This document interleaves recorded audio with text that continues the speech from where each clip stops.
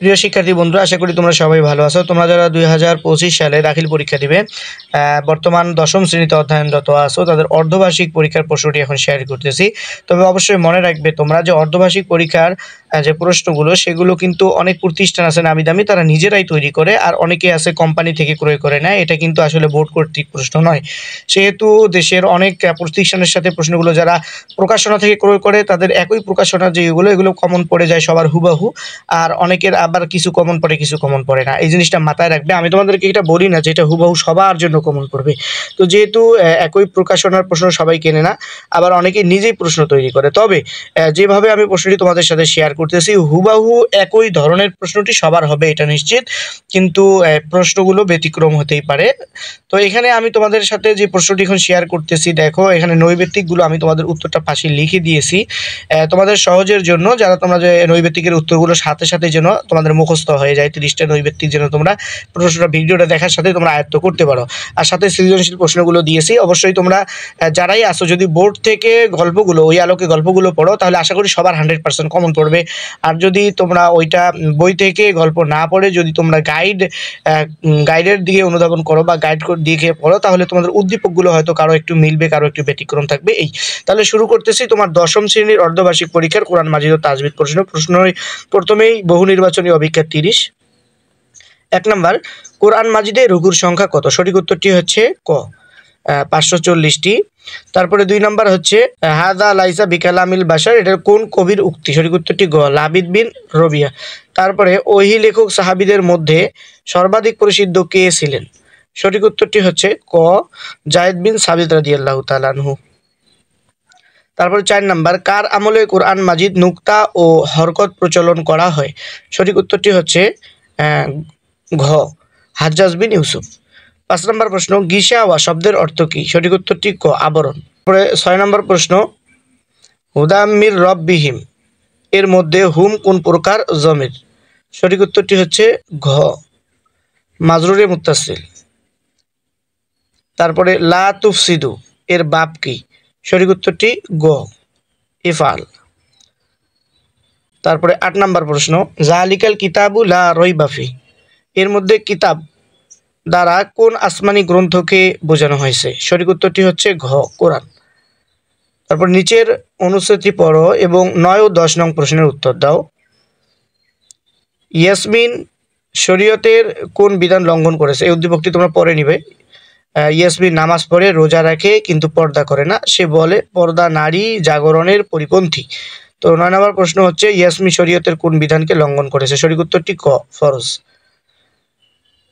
তারপরে 10 নম্বর প্রশ্ন, ইয়াসমিনের এই মন্তব্যে ইসলামী শরীয়তে নারী জাতির প্রকৃত মর্যাদা বৃদ্ধি করা হয়েছে, নারী জাতির প্রকৃত মর্যাদা ক্ষুণ্ণ করা হয়েছে, ইসলামের অবমাননা করা হয়েছে? সঠিক উত্তরটি ঘ, ইসলামের অবমাননা করা হয়েছে। সঠিক উত্তরটি ঘ, 2 এবং 3। নারী জাতির প্রকৃত মর্যাদা ক্ষুণ্ণ করা হয়েছে আর ইসলামের অবমাননা করা হয়েছে। 11 নম্বর প্রশ্ন, হযরত মুসা আলাইহিস সালাম এর মুজিজা কোনটি? সঠিক উত্তরটি গ, লাঠি সাপে পরিণত হওয়া। লাং তামাসানা নারু এর মধ্যে নার শব্দটি তারকিবি অবস্থা কি? সঠিক উত্তরটি ক, ফাইল। 13 নম্বর প্রশ্ন, ওয়ার বি সদাকত আয়াতাংশে সদাকত এর কি? সঠিক উত্তরটি হচ্ছে খ, মানসুব। কাইয়ুম শব্দের অর্থ কি? সঠিক উত্তরটি হচ্ছে চিরঞ্জীব। লা খাউফুন আলাইহিম এর মধ্যে লা কোন প্রকারের? সঠিক উত্তরটি গ, লা নাফে জিন্স। তারপরে নিচের অনুচ্ছেদটি পড়ো, 16 ও 17 নম্বর প্রশ্নের উত্তর দাও। হাসিব সাহেব ফিলিস্তিন সফরে গেলেন। সেখানে অবস্থানকালে তিনি 2 ওয়াক্ত নামাজ বাইতুল মুকাদ্দাসের দিকে ফিরে আদায় করলেন। হাসিব সাহেব নামাজের কোন বিধানটি লঙ্ঘন করেছেন? সঠিক উত্তরটি ক, ফরজ। 17 নম্বর, এক্ষেত্রে হাসিব সাহেবের জন্য নিচের কোন আয়াতটি প্রযোজ্য ছিল? সঠিক উত্তরটি ঘ, ফাওয়াল্লি ওয়াজহা শাতরাল মসজিদিল হারাম। আল মাহদ শব্দের অর্থ কি? সঠিক উত্তরটি গ, দোলনা। 19 নম্বর প্রশ্নের সঠিক উত্তরটি হচ্ছে খ, ঈসা আলাইহিস সালাম। তারপরে 20 নম্বর প্রশ্নের সঠিক উত্তরটি হচ্ছে গ, ওয়াহাবা। 21 সঠিক উত্তরটি হচ্ছে ক। 22 নম্বরের সঠিক উত্তরটি খ, সাফা মারওয়া সাই করা, অর্থাৎ কোনটি হজ এর ওয়াজিব? সাফা মারওয়া সাই করা। 23 নম্বর হচ্ছে প্রসিদ্ধ মতে হজের ওয়াজিব কয়টি? সঠিক উত্তরটি গ 5। তারপরে 24 নম্বর সাবিল শব্দের বহুবচন কি? সঠিক উত্তরটি ক। তারপরে 25 তাড়াহুড়া করা কার পক্ষ থেকে হয়ে থাকে? সঠিক উত্তরটি গ শয়তানের। 26 হজরত ঈসা আলাইহিস সালাম এর ব্যাপারে ইসলামের বিশুদ্ধ আকীদা হলো তিনি মৃত্যুবরণ করেছেন, তাকে শুলিতে চড়িয়ে হত্যা করা হয়, তাকে জীবন্ত অবস্থায় আকাশে উঠিয়ে নেওয়া হয়। সঠিক উত্তরটি হচ্ছে গ। তারপরে 27 নম্বর প্রশ্ন আউযুবিল্লাহ এবং বিসমিল্লাহ পাঠের নিয়ম কত প্রকার? সঠিক উত্তরটি হচ্ছে খ 5 প্রকার। তারপরে 28 নম্বর প্রশ্ন সাক্তা শব্দের অর্থ কি? সঠিক উত্তরটি ক অল্প থামা। 29 নম্বর পবিত্র কোরআনে কত স্থানে সাক্তা করা হয়? সঠিক উত্তরটি হচ্ছে ক 4টি। 30 নম্বর প্রশ্নের সঠিক উত্তরটি হচ্ছে ক। তো ভিউয়ার্স এই হলো তোমাদের 30টা এমসিকিউ উত্তর সহ, আমি এখানে পাশেই উত্তরগুলো লিখে দিয়েছি তোমাদের সুবিধার জন্য, তারপর আমি মুখে বলে দিলাম। তো এরপরে থাকবে তোমাদের 30টা নৈবেত্তিকে, অর্থাৎ 30টা এমসিকিউ 30 নাম্বার পাবে। তারপরে সৃজনশীল থাকবে 70 সৃজনশীল মানে সূরা বাকারা, এখান থেকে উদ্দীপক দেওয়া হয়েছে। উদ্দীপক পড়তে গেলে অনেক সময় লাগবে। দেখো আনমান আলী একজন ধনী ব্যবসায়ী, তিনি আল্লাহর উপর পূর্ণ আস্থা রাখেন, নিয়মিত সালাত আদায় করেন। এভাবে একটি উদ্দীপক দেওয়া হয়েছে। দেখো উদ্দীপকের আলোকে প্রথমে ক নাম্বার প্রশ্ন ওয়ালা তালবিসুল হাক্কা বিল বাতিলে আয়াতাংশের অনুবাদ করো।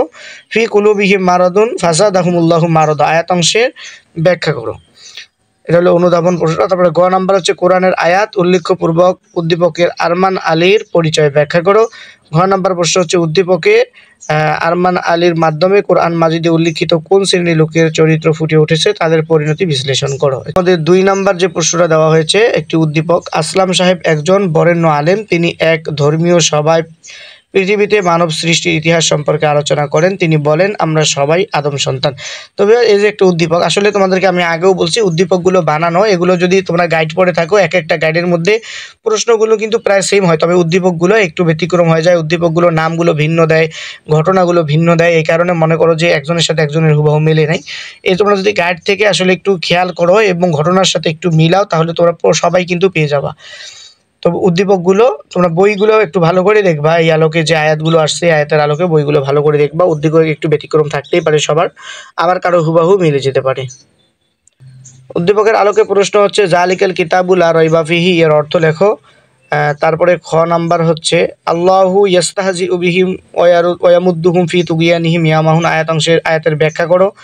আসলাম সাহেবের নসিহত পবিত্র কোরআনের কোন আয়াতের সাথে সাদৃশ্যপূর্ণ ব্যাখ্যা করো। তারপরে জহিরের বক্তব্য তুমি কি সমর্থন করো, তোমার মতামতের পাঠ্য বইয়ের আলোকে বিশ্লেষণ করো। তারপরে 3 নাম্বার একটি উদ্দীপক দিয়েছে। 3 নাম্বার প্রশ্ন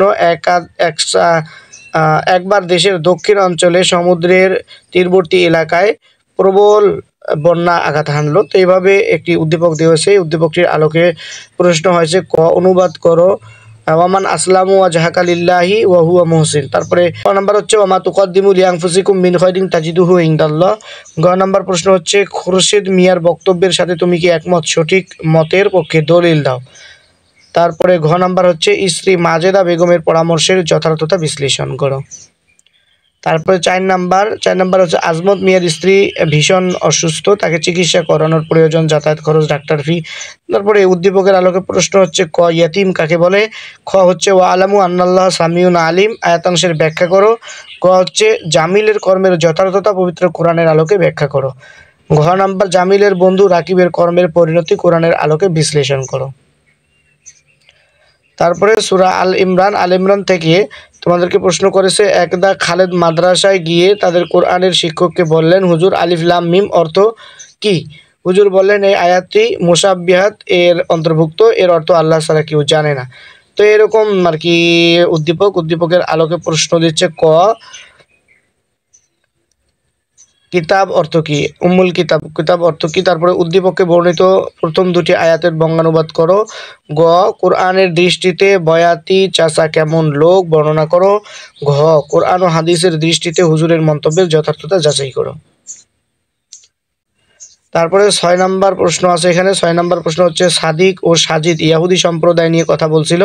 সাদিক বলল ইয়াহুদি সম্প্রদায়ের লোকেরা বলতো আল্লাহ তাআলা দারিদ্র আর আমরা হলাম সম্পদশালী।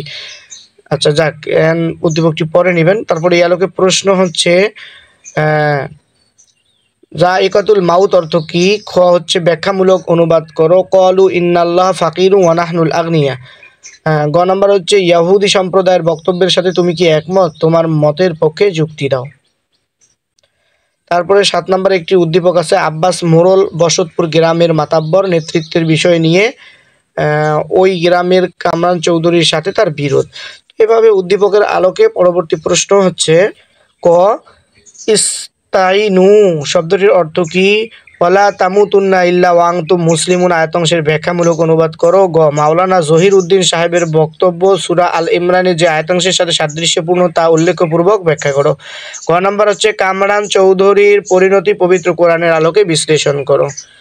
8 নম্বর প্রশ্ন নির্বাচিত বিষয়সমূহ। এখান থেকে 8 দিছে রমজান ও গোফরান আব্দুল মালিকের 2 ছেলে। একদিন রমজান বাজারে যাওয়ার পর এই উদ্দীপকটি পরে নেবেন। উদ্দীপকের আলোকে ক নাম্বার প্রশ্ন নাবি শব্দের অর্থ কি? খ ব্যাখ্যা করো আতিউল্লাহ আতিউর রাসূল লাআল্লাকুম তুরহামুন। গ নাম্বার হচ্ছে শরীয়তের দৃষ্টিতে সাবদার আলীর কমিটির হুকুম ব্যাখ্যা করো। ঘ হচ্ছে আব্দুল মালিক সাহেবের বক্তব্য কোরআন হাদিসের আলোকে বিশ্লেষণ করো। তারপরে 9 নাম্বার প্রশ্ন হচ্ছে আসলাম আলী ছেলে মোশাররফকে নিয়ে হজ পালন করার জন্য মক্কা শরীফ যান। সেখানে গিয়ে তারা দেখেন একটি ঘরকে কেন্দ্র করে লাব্বাইক আল্লাহুম্মা লাব্বাইক বলে সবাই একদিকে ঘুরছে। তো এই যে একটা উদ্দীপকের আলোকে প্রশ্ন হচ্ছে ওয়ামা ইয়ালামু তাউইলহু ইল্লাল্লাহ আয়াতংশের অনুবাদ করো। তারপরে খ নম্বর প্রশ্ন ব্যাখ্যামূলক অনুবাদ করো ওয়ালিল্লাহিল মাশরিক ওয়াল মাগরিব। গ নম্বর প্রশ্ন উদ্দীপকে কোন ঘরটির কথা উল্লেখ করা হয়েছে? পবিত্র কোরআনের আলোকে এই ঘরের গুরুত্ব আলোচনা করো। তারপরে ঘ নাম্বার প্রশ্ন হচ্ছে তুমি কি মোশাররফের বক্তব্যকে সমর্থন করো? কোরআনের আলোকে তোমার মতামতের পক্ষে যুক্তি উপস্থাপন করো। তবে হচ্ছে এরপরে তাজবিদ অংশ থেকে 10 নম্বর প্রশ্ন হচ্ছে মুখলেস একজন রাজমিস্ত্রি সে সময় পেলে নামাজের পর মসজিদে তালিমে বসেন। একদিন তাকে সূরা ইখলাস তেলাওয়াত করতে বলা হলো। সে কুল হুয়াল্লাহু আহাদ এর স্থলে কুল হুয়াল্লাহু আহাদ পড়লো। আচ্ছা, এই আলোকে প্রশ্ন হচ্ছে তাজবিদ অর্থ কি? তারপরে খ নাম্বার প্রশ্ন হচ্ছে রানিল লিল কোরআনি ওয়াল কোরআনু ইয়ালানু ব্যাখ্যা করো। তারপরে গ নাম্বার হচ্ছে মুখলেস ইলমুত তাজবিদ এর কোন নিয়ম লঙ্ঘন করেছে বর্ণনা করো। ঘ নাম্বার প্রশ্ন হচ্ছে ইমাম সাহেবের বক্তব্যের সাথে তুমি কি একমত? তোমার মতের সপক্ষে যুক্তি দাও। তারপরে 11 নম্বর প্রশ্ন কারি মাহবুবুর রহমান সাহেব 10ম শ্রেণীতে এলমে তাজবিদ শিক্ষা দিচ্ছিলেন। তিনি মানসুর নামে একজন ছাত্রকে আয়াতুল কুরসি তেলাওয়াত করতে বললে তিনি বলে আছে উদ্দীপকের আলোকে ক নম্বর প্রশ্ন হচ্ছে ইদগাম অর্থ কি? খ হচ্ছে র বরণে পোর ও বারিক বলতে কি বোঝায় ব্যাখ্যা করো। গ নাম্বার মানসুরের তেলাওয়াতকে ভুলের ধরন এলমে তাজবিদ এর আলোকে ব্যাখ্যা করো। ঘ নাম্বার হচ্ছে মানসুরের তেলাওয়াতের মাধ্যমে কি কি ক্ষতি হতে পারে বিশ্লেষণ করো। তো ভিউয়ার্স এই হলো মোট 11টি প্রশ্ন। 11টির মধ্যে তোমাদেরকে 60টির উত্তর দিতে হবে, একটাতে 10 নাম্বার করে, 7 10 70। তো শিক্ষার্থী বন্ধুরা শিক্ষা সংক্রান্ত সকল আপডেট পেতে চ্যানেলটি সাবস্ক্রাইব করে সাথেই থাকবে।